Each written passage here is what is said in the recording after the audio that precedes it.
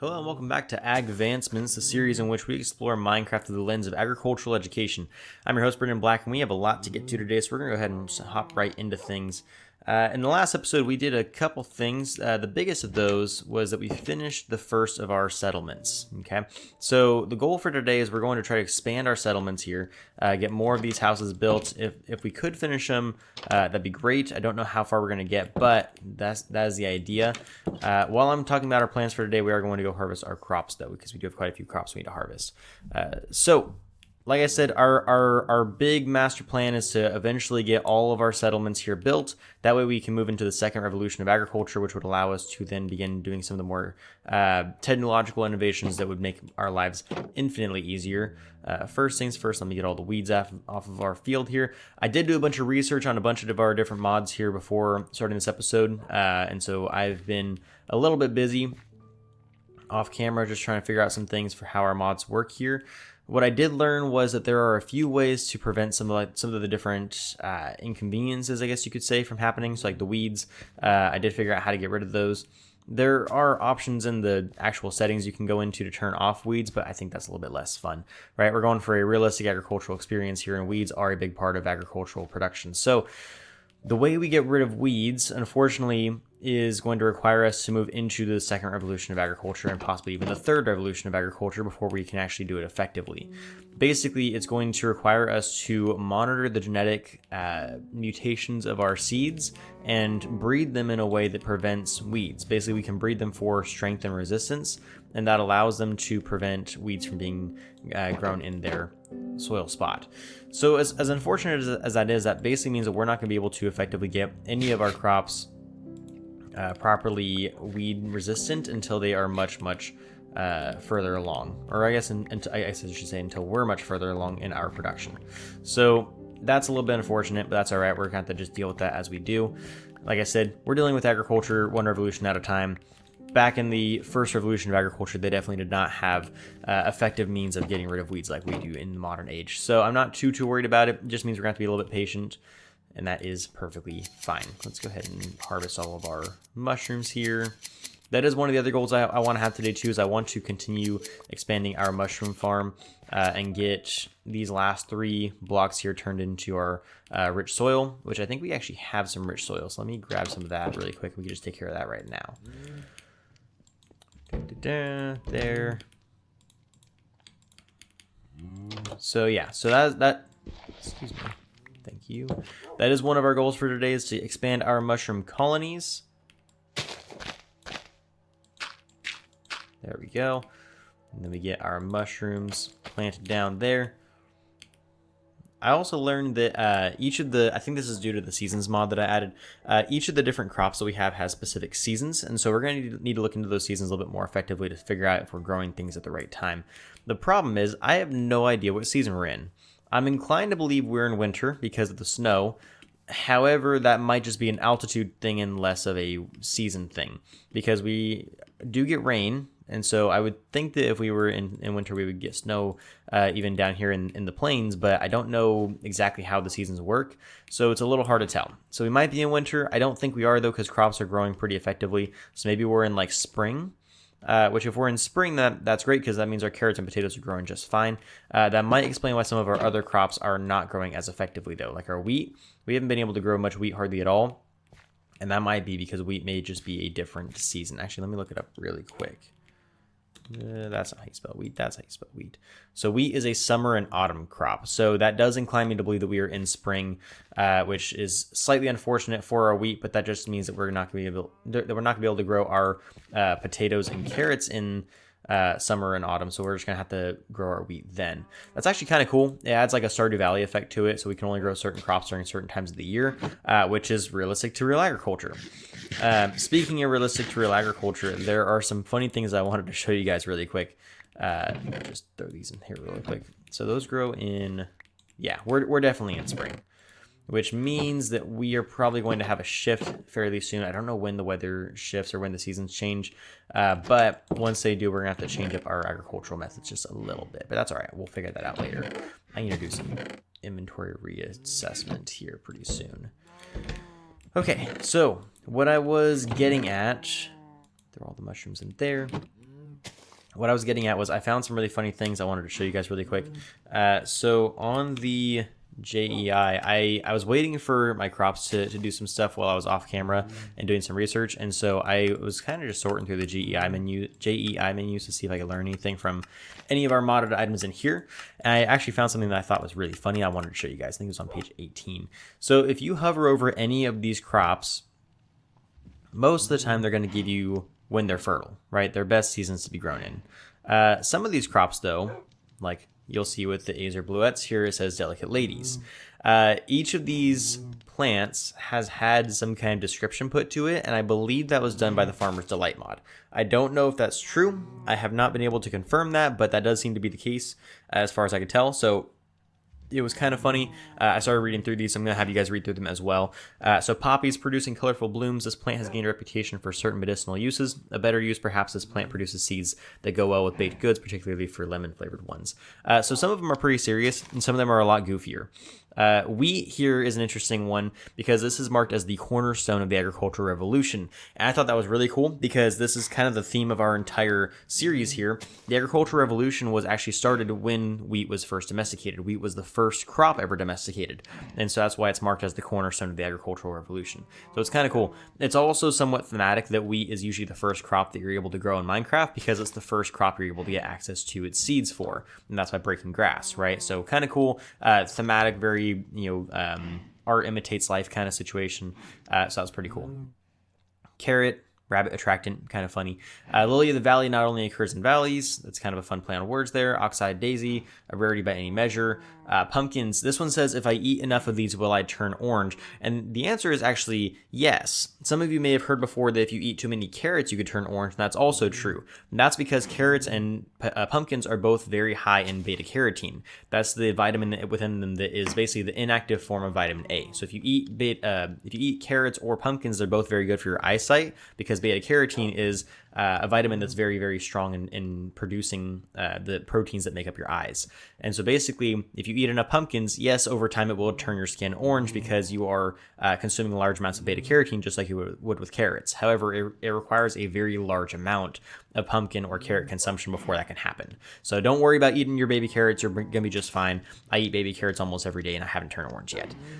However, this does add an interesting conversation to the GMO topic. I don't think we've talked about GMOs a whole lot yet, but GMOs, genetically modified organisms, are something we're going to play with a little bit later on in this mod pack. But I want to bring them up now because there is a specific GMO that is kind of famous around the world known as golden rice. Golden rice is a GMO that basically was standard rice that we took and genetically modified to have a higher beta carotene content. So basically, we were able to make rice higher in vitamin A, which in turn turned the rice golden because beta carotene turns foods orange, and that's why pumpkins and carrots are orange in color. So this beta carotene being present in this golden rice allowed golden rice to be used as a staple because rice can be grown in a lot of different environments, and we were able to then transport that rice to struggling countries like some of the African countries and feed those starving populations golden rice in a way to combat their childhood blindness epidemic they're dealing with down there. So we were able to use genetic modification to give a plant that is much easier to grow in their environment, much higher nutritional density, which then allowed us to cure and help out a lot with the populations down in those areas that were struggling with nutritional deficiencies. So while this is a joke, it's actually a really, really cool reflection of real life science. Sea pickles, not as tasty as one might expect. Efficient hogland repellent for warped fungus. Allium from the family of plants including the garlic, onion, and chive, which is actually true. Garlics, onions, and chives are all part of the allium family. Their actual scientific name includes like an something, alivo or something like that. I can't remember what it's called, but it's kind of cool. Kelp, the vegan mermaid snack of preference, kind of funny. Beetroots, it's what's for dinner. Now, if anyone knows anything about the beef industry, you would know that beef, it's what's for dinner is a tagline that the beef industry has used since 1992 when the tagline was first created. And that kind of revolutionized the marketability of beef because for a long time, beef was kind of on the downslope of consumability because people didn't want to buy beef because of its price, even though it was a very healthy meat alternative. Chicken was a lot more desirable at the time, and so beef it's what's for dinner is a tagline that was used to try to get people to want to buy beef again, and it worked. Beef is actually one of the top sold meats in the world now because of that. A vibrant red variant of the perennial tulip plant. This plant is mostly valued for its distinctive blooms. Shrooms, ever so trippy. A rarity by any measure for blue orchids. Now I thought this was actually the first one I saw, which I thought was kind of funny. Potatoes. Boil them, mash them, stick them in a stew. This is a reference to Lord of the Rings and a reference to Samwise Gamgee.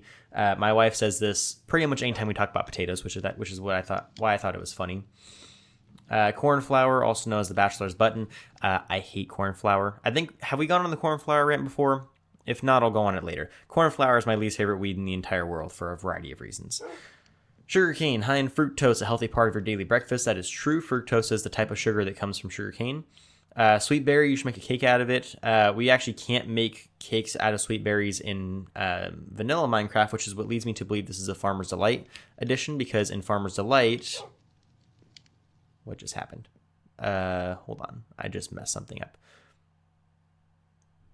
There we go. Uses. There we go. And then sweet berries can be used to make sweet berry cheesecake and Farmer's Delight. So that's what makes me think that we might have stumbled upon this because of the Farmer's Delight mod. But yeah, and then we have white tulips, the snow white variant of the perennial, yada, yada, yada, melons, sweet and juicy. Netherwort has this whole thing about it being a very odd... like mystical property, except that while it does like heat, it can't grow in the sun. Bamboo, delicious, some panda probably. And then more about the different tulips. And then you have this one, which I thought was kind of an odd, obscure reference. Seagrass, grass but from the year 3000. Now, don't ask me why I know this reference. I grew up with a mom and a sister that played all kinds of music growing up, but this, I believe, is a reference to the Jonas Brothers song 3000, because in that song it mentions not much has changed, but we live underwater, suggesting that the entire world is underwater and that human society adapted to living underwater, which suggests that seagrass is just regular grass, but it's from the year 3000 because of the Jonas Brothers song. I think that's the reference they're making there. I think I'd be really shocked if that was not the reference they were making, but I thought that was kind of funny. Cactus, a very prickly plant, a simple decomposer. It secretes a peculiar red ooze. So this one's interesting because dandelions actually do have a really deep taproot. So this one says, while colloquially considered a weed, this yellow flowering plant is one of unspoken value. Having a deep rooting taproot, the plant brings up nutrients from lower levels of soil, making it a good companion for shallow rooting plants. It's really funny how some of these are really like just kind of jokey references and some of them are actually founded in agricultural science. This is true. Dandelions are actually really, really strong. They are considered a weed, but they are considered really strong taproots. And if you ever try to pull a dandelion, you know that because they have really strong roots. And if you pull them out, they have this one really long taproot that's going all the way down. And that's a really, really cool obscure reference there. Nobody likes their roses withering, but this is on another level, kind of a joke there. And then it goes into all the rest of the plants. But I thought that was kind of funny. They had this really weird, obscure reference in some of these different plants. And then in some of them, they just have like odd, accurate agricultural descriptions.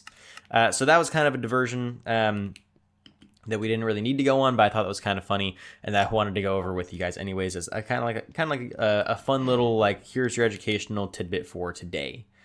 So anyways, now that we've gone on that tangent, I have to go do the weeds again.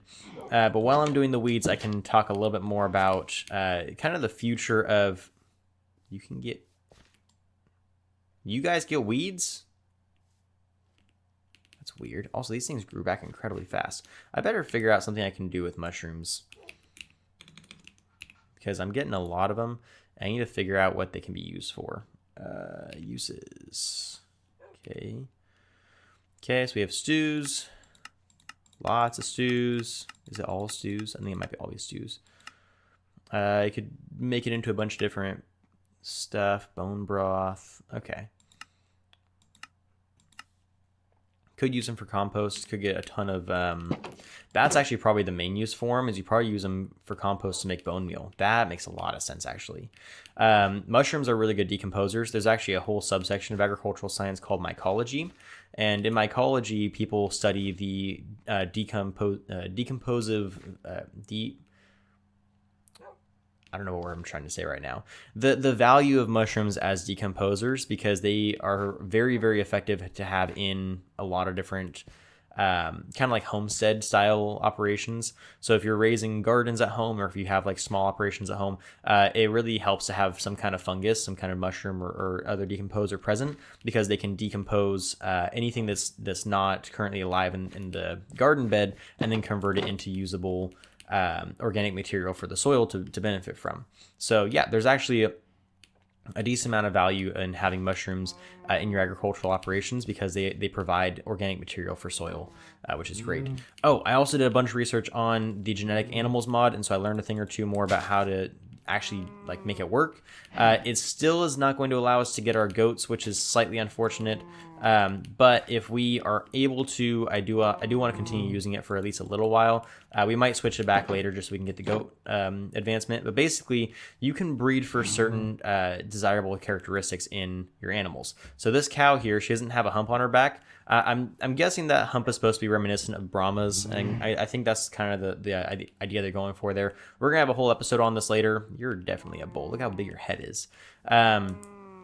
I do want to have a whole episode on cattle and kind of all the different genetic traits and everything, but I did learn that we can breed for certain traits. So like she has smaller horns and no hump. So if we breed her back to another bull we could find with smaller horns and no hump, we can breed horns and humps out of our lines, and then that will over time eventually allow us to breed cattle with desirable traits. We can breed them to have longer hair, we can breed them to have no horns, we can breed them to have bigger horns, no hump, bigger humps, all that kind of stuff. So we have a lot of control over the genetic variation of our livestock, I found out. So we're definitely going to be playing with that a lot as time goes on.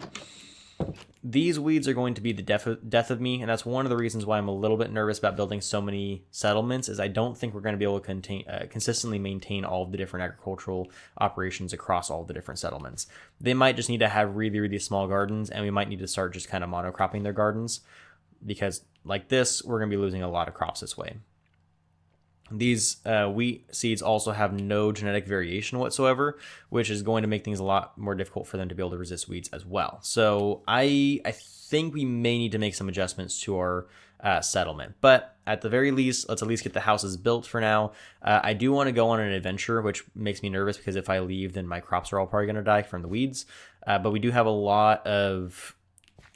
we have a lot of produce that we've already harvested. So if we do happen to lose a bunch of crops, we can always start fresh with all the seeds we have from all the crops we've already harvested. So I think we'll be okay. But what I would like to do eventually is, after we get all these settlements built, go on an adventure to find villagers. I have not tested this yet. I have not looked into this yet. I have not researched this yet. But I believe if we get villagers to take care of these crops, villagers should also be able to get the weeds taken care of. Is that true? No idea. But we're going to have to find out. For today's episode, my main priority is to build at least 2 more houses. If we can get like 3 to 4 more houses in here, I believe I'm going to call that good for our settlement. And then we can officially move into the second agricultural revolution. I think that's a fair metric. I don't know about you guys, but that's going to be kind of my plan. So here's what we're going to do today. I'm going to go into kind of speed mode. We're going to set up a bunch of different settlements, build at least 2 more. I might make some smaller settlements because that one's kind of big, but I might build 2 more smaller settlements, give them their own little small gardens, and then we might take a break there. We'll either call the episode or we'll work on something else, and then after we finish with all of that, then we will start the second revolution of agriculture. Then I'll be able to actually use a furnace. I'll be able to actually make a bunch of different things that'll be really helpful for us. I should probably start breeding sheep soon. I could breed more cattle. What are you? Are you female? You are a female. So you don't have a hump either. Is it just that females don't have humps? Maybe that's the thing. Maybe just females don't have humps. So I might need to find some genetic variation. Hello, llama. I might need to find some genetic variation that allows me to get rid of those humps, because I don't like the Brahma hump personally. I think it's kind of ugly. But regardless, that's kind of the plan for today. So that being said, hello, Mr. Bear. We're going to hop into that, and then I will pause every so often to give you guys some kind of like fun tidbit or something like that. That way you're not just getting stuck in the weeds of me building all these houses, and we should be good. Okay, so with that, I will catch you guys after the speed up.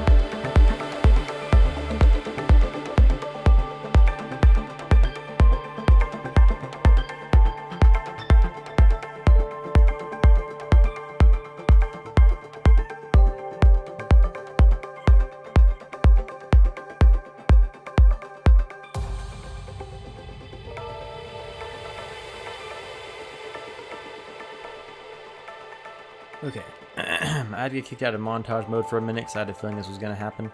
So I've been chopping down a lot of trees, as you may have seen. And as I chop down those trees, I've been intentionally letting things despawn on their own. Because if you allow things to despawn on their own, these guys show up. Is this bad grass? Waste. This is waste. Okay. So waste is an example of one of the different things that can spawn out of the seeds mod if you leave your trash on the floor to let nature take care of. Okay, so if I kill this guy... Oh, he only drops garbages. That's boring. Usually if you can kill, it's bad grass that you want. Waste is kind of useless, but if you kill bad grass, then it can give you sharp leaves, which you can then use to make all kinds of cool stuff. So my whole goal is to make... Where is it at? The leaf hook. Okay, which I probably won't be able to make for a while, but I do want to make some of these other items pretty soon, all the different sharp leaf items. So that's kind of my plan. I love how it's very sharpy. They're not the strongest, but I mean, like, you know, they're stronger than what I have right now. So I may start making some of these things as I get more sharp leaves. Right now I can only make the leaf sword or the leaf shovel. I can make a leaf hoe, I suppose. But I want to get a whole bunch of sharp leaves before I make anything. So that is what that is. For right now, we are just going to throw these garbages in the garbage.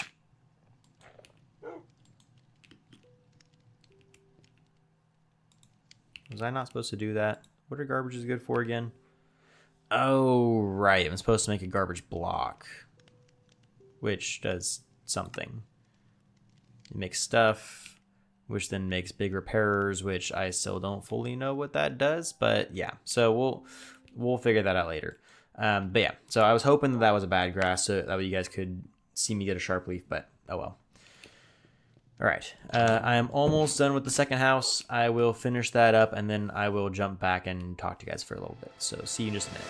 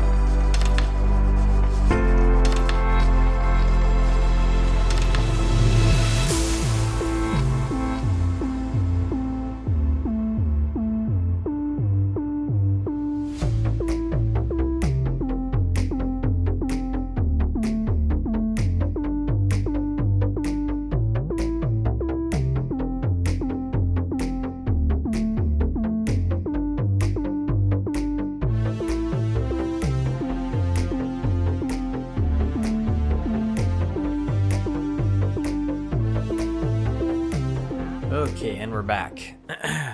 So, I think I've had to make a bit of a decision. So let me show you what we worked on. First of all, we made a lot of changes. The farm hasn't changed much, but I had to go through and get rid of weeds quite a bit. I did a little bit of research on like some Agricraft stuff and discovered that the weeds are just obnoxious. Like they're always going to be there. So we're not really going to be able to get rid of them until the third revolution, it seems like. So we're probably going to have to change things around a little bit. Might have to let a couple farms die just because they are incredibly obnoxious to stay on top of. And there's not really anything we can do about it until we can start crossbreeding and getting rid of some of those genetics. I may allow crossbreeding during the second revolution. However, that might require me to get access to some third revolution technology because there is a machine you have to get called the seed analyzer, I think. Let me see. Oops, shoot. Seed analyzer. So this is not technically like out of our realm of possibilities of things we can build right now. It's just something that we probably shouldn't have access to until at least the third revolution, because it's a very third revolution thing. But it is something that is required for crossbreeding. And while genetic modification became more popular during the third revolution, crossbreeding has been a thing since the first revolution. Really, the second revolution was where the crossbreeding kind of took off. So we might be doing a little bit of crossbreeding in this. I guess what we could do is we could do some blind crossbreeding. So like we don't really know what traits we're breeding for. We kind of just breed things until they stop having weeds, I guess. So that could be a possibility. I haven't decided how we're going to do that yet. You guys can let me know in the comments what you think about that plan. But I do want to show you what we worked on and kind of where we're at in terms of the series. So we extended the road here. And then as you can see here, we built a second house. So we now have 3 houses as part of our settlement. It's not a lot, but technically it is considered an official settlement now. And with how long this house took to build, even though it's a small house, I don't think we're going to have time in this episode to build a second one just because it took a while. And I know that you guys only saw the sped up version of it, but still it's a long process that kind of is annoying to have to manage. So here's what I'm going to do for you guys. For the purposes of time in this episode, I'm not going to build another house. I will build another house soon, either in the next episode or the one following. But what I do want to do is I will teach you guys a little bit of a lesson on cattle, and I'm going to talk a little bit about genetics and all that kind of stuff as well. We finally have pumpkins. Look at them. It's been so long trying to get these stupid pumpkins to grow. I also didn't consider pumpkin seasons. I don't know. They don't have seasons listed, so I don't know if maybe they just don't have seasons or what. But we officially have a pumpkin farm going now, which is awesome. But anyways, what I was trying to get at was I do want to go over some educational stuff in this episode because we haven't really done a whole lot of that in recent episodes. It's been a lot of just like, let's work on progression when we still have quite a bit of actual like agricultural topics we need to talk about as well. So I want to do some educating in this episode.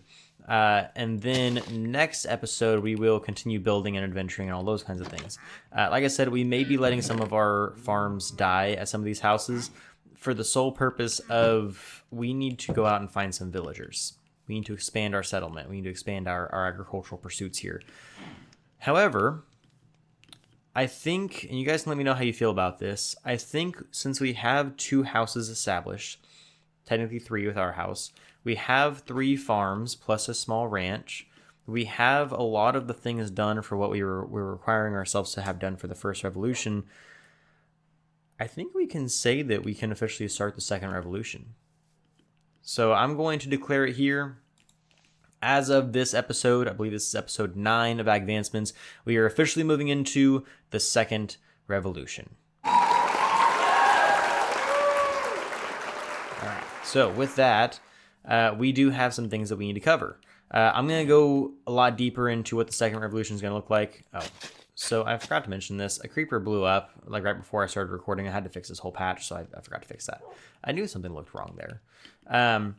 I do have a ton I have to go over about what the second revolution is going to entail, what our goals are, all that kind of stuff. But we are going to do all of that next episode. This episode, I kind of want to start closing things out because we've already covered a lot today, and I want to make sure we have time for a little bit of education as well. So we're going to do that. We're going to switch gears a little bit. It might be timely for us to switch into the second episode, or the second revolution as it is, because I believe that we'll be changing seasons soon, and so that could be a good time for that. But let's go back inside as it's getting dark. Let's talk a little bit about what the new goals are for the second revolution, and then we'll start diving into our education. So for the second revolution, there's a bunch of things we can go over. The second revolution, as a reminder for those of you who don't know, is basically where agriculture began to become commercialized. We started switching from polycropping, like what we're doing right now, to monocropping, where each operation only grows one crop. So I'm thinking we might choose one crop that we want to grow, and you guys can tell me what crop that is. Tomatoes, potatoes, carrots, wheat, whatever it is. And we can have some seasonality in it too. So like if carrots are best to grow in the spring and wheat is best to grow in the fall, then maybe we grow, carrots and wheat or something like that. We can figure out what the rotation is going to be. As we're going into summer here, we might want to start looking into some of those crops. But I think we choose one crop that we want to specialize in. We can have our pumpkins in the back too, because pumpkins are doing pretty well right now. But as we start to specialize that, we also get more proficient in our animal husbandry, because we'll be specializing in our crop, and we shouldn't have to worry too much about diversification or biodiversity in our crops. So I think we do that, and then some of the other operations, the two houses down there, can grow their own specialty crops. So we'll have kind of like a little market going. So I'll trade with them to get their crops, and then I'll give them some of my crops. This is going to be a little bit funky and a lot of artificial, and once we get villagers in here, it'll be a lot easier to kind of simulate what I'm going for here. But the idea is that we're going to try to create a marketability of our crops. There actually is a market. It's from the Farming for Blockheads mod. Let me see if I can find it. Market? Yeah, there we go. So we can actually probably make this too. As part of our second revolution, and we can start actually trading some goods through that to get some of the other crops we may need. So I think we're going to officially stop growing all of these different crops and try to start specializing a bit more for the purposes of trying to expand our revolution. Additionally, the second revolution focuses a lot more on mechanical agriculture as well. So like tractors, machines, using more advanced technology, irrigation, that sort of stuff. You creepers need to stay away from my farms. But with that, we are going to be able to get access to some new technology as well, including our furnace. So the furnace, I've been very restrictive on using it because I wanted to make sure that we were only using it for things that would be available to us in the first revolution. And furnaces, while they were like kind of a thing in the first revolution, they didn't really become used on a large scale until the second revolution of agriculture. So we are going to officially gain access to our full furnace and be able to use everything that encompasses our furnace, so that we were now able to smelt things like our gold, our iron, all that kind of stuff. Now, I know that we used our furnace to create the stoves for each of the houses. That is the... Excuse me. You are not welcome here. I need to make a bow. Do I have a bow? Do I even have string? I don't have string. Oh, I guess I should probably check the actual string cabinet. That would make sense. Make this, give me that.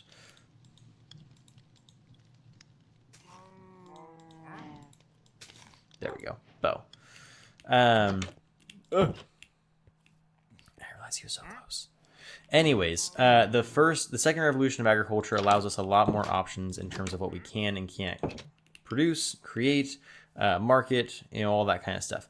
So we are going to utilize all of these options to the best of our ability starting next episode. So we're not going to start any... He just despawned. He should consider himself lucky.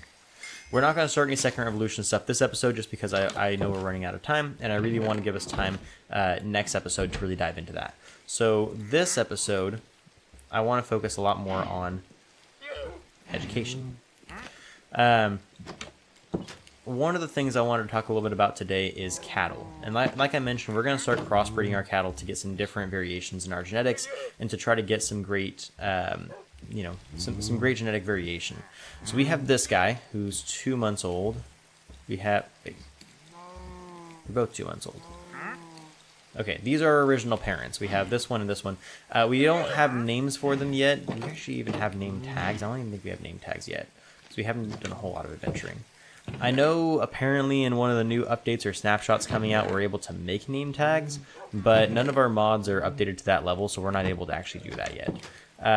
But for the time being, they won't have names, which is fine. We can just, you know, yes, we can't rename them. We can just, you know, have them have general, you know, we'll go off of their ages to figure out what they are. So we have 3 bulls and 1 cow in here. What we need to do is find another cow and start a little breeding operation to get our cattle more diversified in their genetics. Like I said, we can breed cattle for genetic traits that we want that are more ideal. And that's true for modern agriculture as well. We breed cattle all the time, and a variety of animals for that matter, for more desirable traits. One of the things I wanted to talk about in this specific segment is the differences between the 2 species of cattle. So you guys may not know this, but in modern agriculture, we actually use 2 different species of cattle. And it may not be for what you think. A lot of people think there are 2 different species, are the beef breeds and the dairy breeds. That is actually not true. We have 2 different species of beef breeds, and then our dairy breeds belong to one of the species that our beef breeds belong to. So just to give you an example, the Angus breed, the most common beef breed in the world, is an example of what's called Bos Taurus. So you guys know, like Taurus, like your star signs and all that kind of stuff. So Bos Taurus is it is basically one of the most common species of animal one of the most common species of cattle. Most cattle breeds are Bos Taurus. So like your dairy cattle, your beef cattle, all those traditional breeds are Bos Taurus. Shorthorn, Jersey, Holstein, Charolais, those are all Bos Taurus. The other species is called Bos Indicus. Those are called Zebu cattle. And Zebu cattle are originally from India, whereas Bos Taurus cattle are mostly from Europe. Whereas the Zebu cattle are distinguished by their large humps on their top of their neck, like these guys have. Those are things like Brahma. I am blanking right now. Watusi. Are Watusi Zebu? I think Watusi are considered Zebu. But yeah, Brahma, Watusi, and Kole. I'm trying to think of the one that has the goofy horns. I cannot think of it right now. My brain is blanking right now. I have not studied my Zebu breeds in a long time. Anyways, let me correct myself on that, because I want to make sure I'm actually right here. Okay, after some quick research, ignore everything I just said. Not everything. I was right about Brahma being Zebu, but Watusi and Nkole are not Zebu breeds. They're just weird continental versions of Bos Taurus. Anyways, some of the Bos Indicus include things like Guzerats. I keep wanting to say Xana Gertrudis. Technically, Xana Gertrudis is a Bos Indicus breed, but it's a Bos Taurus cross with a Bos Indicus. It's what we call a composite breed. So that's what kind of where I was getting to, was if you cross a Bos Taurus breed and a Bos Indicus breed, you get composite breeds. Composite breeds are what most of our American breeds are. So like Xana Gertrudis, which is a cross between a Shorthorn and a Brahma, Brangus, which is an Angus and a Brahma, Brofords, which are Herefords and Brahma. So there's a lot of different composite breeds, and most of them are Brahma crosses, because Brahma is the best of the Zebu breeds, just like Angus is considered one of the best of the Bos Taurus breeds. So anyways, that's a nice little history lesson for you on the breeds of beef cattle and dairy cattle. The other thing about Bos Indicus breeds, your Zebu breeds, is that typically they are crossed with Bos Taurus breeds to create either higher meat quality or to create effective bull riding cattle. So if you guys like PBR, if you like rodeos, if you like any of that kind of stuff, those breeds that they cross in order to get a like a good bull riding bull, those are usually Bos Indicus and Bos Taurus crosses. Usually they're like Jersey Brahma crosses, because that makes them not necessarily aggressive, but it makes them buck more and it makes them a little bit more wild. And so they can be a little bit more entertaining to watch if they are a Bos Indicus and Bos Taurus cross. But a lot of Bos Taurus, Bos Indicus crosses are used to maintain high meat quality, because they produce very high quality meat. So a little bit of a history lesson for you. I'm actually going to try to catch this cow up here and bring her into our herd. Our pasture is getting a little bit tight, so I'm going to have to expand it. That might be something we do next episode as well, is expand our beef pastures out to create a larger area for our cattle to roam. I ideally want to create a large pasture out here that all of them can fit into and relax and hang out in, but that may not come for a couple episodes. We'll check to see. So let's get this lady in here now. Come on. There we go. And then you are a year old as well, so we can start breeding you. I also realized after analyzing all of them, their hunger is all super low. So we have a feeder we can make that I'm going to make as soon as I'm able to smelt all of our gold. That's one of the reasons why I wanted to get into the second revolution as well. I want to be able to create golden carrots so we were able to breed our animals more effectively. So I know I said that we're not going to be doing any second revolution stuff just yet, but I do want to do a slight bit of smelting for the sole purpose of being able to feed our cattle, because that might be a good note for us to end on for today. So we need a hay bale. Let me make that while that's smelting. Get that, and then get our wood. And then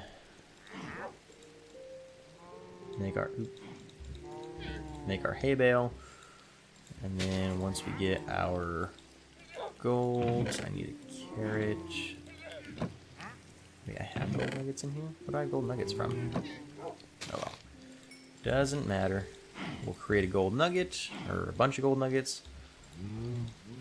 Create a golden carrot.